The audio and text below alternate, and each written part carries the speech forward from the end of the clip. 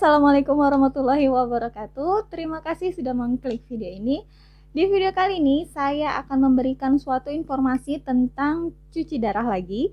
Tapi kita akan membahas tentang cuci darah lewat perut atau biasa disingkat dengan CAPD. Bagaimana prosesnya, bagaimana caranya, seperti apa bentuknya, kemudian jika kita disuruh milih antara CAPD atau cuci darah lewat mesin hemodialisis, kira-kira kita pilih yang mana ya? Sebelum lanjut, saya ingin mengajak kalian semua untuk mensubscribe channel ini, karena di channel ini saya akan memberikan informasi kesehatan ginjal dan juga cuci darah maupun informasi kesehatan secara umum setiap minggunya. Dan jangan lupa untuk membagikan video ini ke semua media sosial yang kalian punya.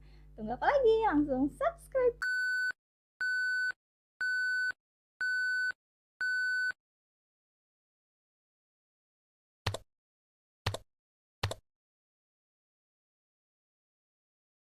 Oke, nggak perlu berlama-lama, kita langsung masuk ke pengertian CAPD. CAPD itu kita bahas dulu tentang peritoneal dialisisnya, oke?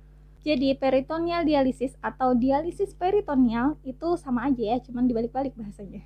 Yang dimana ia merupakan suatu proses dialisis yang dia memanfaatkan rongga perut, yaitu membran peritoneal perut, sebagai membran semi permeable, di mana di membran perut tadi di situ akan dilakukan pergantian cairan, dan di mana cairan tadi itu bisa mengeluarkan racun-racun yaitu urium dan juga kreatinin. Jadi pada pasien yang dengan CAPD, dia mendapatkan satu selang di perutnya. Di situ terdapat kateter atau selang yang dia itu kecil dan juga sangat lembut.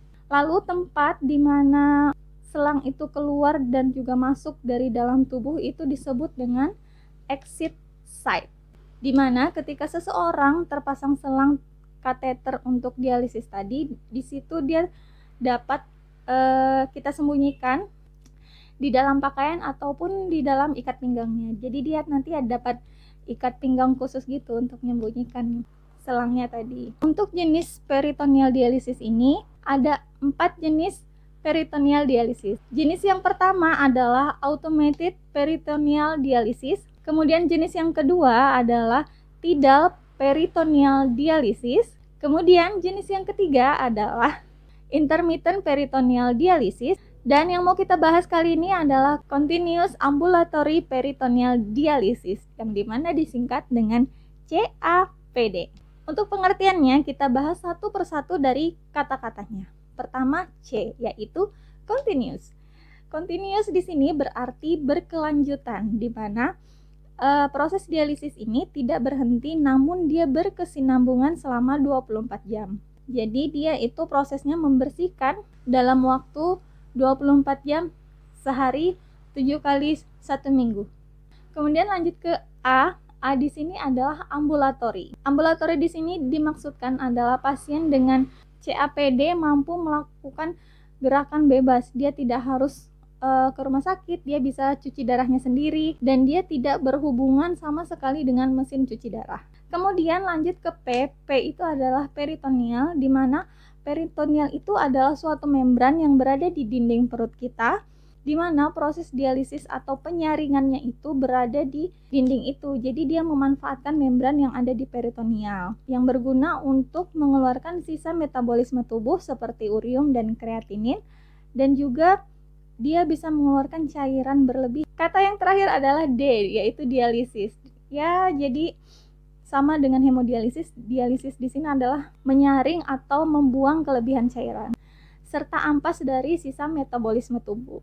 Sekarang kita lanjut ke prinsip CAPD. Jadi prinsip yang pertama pada CAPD adalah cairan dialisis yang kita masukkan lewat perut itu akan kita diamkan atau akan kita biarkan dia selama 4-8 jam pada siang hari, kemudian 8-12 jam pada malam hari. Nah, hal itu dilakukan kurang lebih 4-6 kali sehari. Lalu prinsip yang kedua adalah proses peritoneal dialisis ini dilakukan terus-menerus berkesinambungan setiap hari. Di sini bertujuan untuk mencapai dialisis yang adekuat, tidak seperti pada hemodialisis atau cuci darah. Maka untuk CAPD ini dia terus menerus. Kalau cuci darah kan seminggu sekali atau 2 kali seminggu.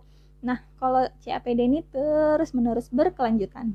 Baik, sekarang kita lanjut alat-alat apa saja yang dibutuhkan saat seseorang itu menjalani CAPD.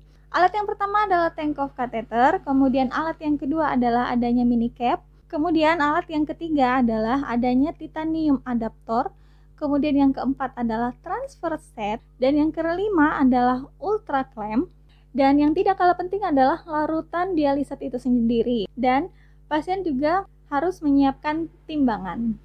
Nah, fungsi dari timbangan ini sama dengan pada hemodialisis atau cuci darah. Sama-sama untuk menimbang. Bedanya yang ditimbang bukan berat badannya, melainkan berat si cairannya itu. Jadi ketika cairannya itu sudah dikeluarkan, misal dimasukkan cairan dialisat itu sekitar 2 liter. Kemudian kita timbang pula cairan yang sudah keluar itu berapa. Harusnya idealnya cairan yang keluar itu lebih banyak daripada yang dimasukkan. Karena cairan yang keluar itu juga termasuk apa yang kita makan dan juga minum. Kemudian kita lanjut ke akses peritoneal dialisis. Akses yang pertama yang harus dimiliki pasien tentunya adalah izin atau kolaborasi antara dokter dan perawat yang akan melakukan pertama kali pemasangan CAPD pada diri Anda. Orang yang berhak melakukan pemasangan CAPD adalah seorang dokter yang dimana di sini adalah dokter spesialis penyakit dalam berkolaborasi dengan dokter spesialis bedah yang sudah terlatih untuk melakukan operasi pemasangan CAPD. Nah, jadi ketika dokter itu sudah ini memenuhi syarat nih untuk CAPD, oke boleh. Jadi yang mengerjakan adalah dokter bedah yang terlatih tadi. Kemudian setelah dia dioperasi, tentunya dia memiliki yang namanya akses peritoneal dialisis. Aksesnya itu apa? Yaitu kateter peritoneal atau tank of catheter. Kemudian yang kedua adalah sistem koneksi. Kemudian kita akan bahas tentang orang yang bagaimana, pasien gagal ginjal yang seperti apa yang boleh dipasang atau menggunakan CAPD. Yang pertama adalah orang yang ingin hidup bebas dan juga aktif. Contohnya di sini adalah orang yang masih bekerja aktif, kemudian seseorang yang masih sekolah, dia pergi sekolah. Jadi kan dia masih mandiri istilahnya. Dia masih mandiri untuk melakukan kegiatan hari-harinya. Kemudian juga di sini termasuk orang yang sering berpergian, namun dia harus cuci darah kan nggak mungkin. Jadi dia kalau misalnya sering berpergian seminggu 2 kali kan dia harus ke rumah sakit untuk cuci darah. Nah, orang yang ini juga bisa dilakukan CAPD karena dia hanya membawa sangu, dia hanya membawa bekal cairan dialisis untuk travelingnya, untuk berpergiannya. Kemudian CAPD ini juga cocok untuk orang yang ingin lebih bebas masalah makannya, masalah dietnya. Berbeda dengan seseorang yang melakukan cuci darah lewat mesin. Nah, dia itu kan dibatasin cairan, dibatasin makanan, gak boleh makan ini, makan itu, termasuk buah. Nah, pada pasien dengan CAPD, ini dia masalah dietnya itu berbanding terbalik dengan pasien yang menjalani cuci darah. Di mana pasien cuci darah itu kebanyakan tidak boleh makan buah, namun pasien dengan CAPD harus banyak makan buah. Karena apa? Karena proses kerjanya itu hampir sama dengan proses kerja ginjal. Dia berlangsung terus-menerus, continuous. Dia terus-menerus menyaring, membuang apa yang kita makan dan minum. Nah, di situ otomatis kita bisa makan seperti biasa, layaknya kita belum cuci darah atau belum gagal ginjal. Ada 3 persyaratan penting bagi calon pasien peritoneal dialisis. Syarat yang pertama adalah pasien itu harus mandiri. Dia harus bisa melakukan aktivitasnya itu sendiri. Karena apa? Karena kita mau pakai dinding perut nih. Kalau dinding perutnya nggak dipakai untuk apa-apa, dia cuma rebahan gitu, sama aja bohong. Dinding perutnya jadi nggak elastis atau jadi kaku. Kemudian syarat yang kedua adalah pasien ini berada di tempat tinggal yang lingkungannya itu bersih dan juga lingkungannya itu sehat. Walaupun dia tinggal di samping kandang sapi, tapi tempat tinggalnya itu bersih, nggak apa-apa, nggak ada halangan. Kemudian persyaratan yang ketiga adalah pasien dan keluarga bersedia mengikuti pelatihan intensif tentang CAPD, dan juga pasien harus mematuhi prosedur dari CAPD itu. Karena CAPD ini adalah suatu tindakan mandiri pasien, jadi sebelum pasien itu dilepas pulang ke rumah, dia tidak serta-merta setelah dipasang selang di perut terus disuruh pulang ke rumah cuci darah sendiri, itu enggak. Jadi ada proses pelatihannya. Nah, proses pelatihannya ini juga harus didampingi keluarga. Ketika pasien lupa, kan ada keluarga gitu loh. Jadinya ada backup. Keluarga di sini juga sangat amat berperan penting.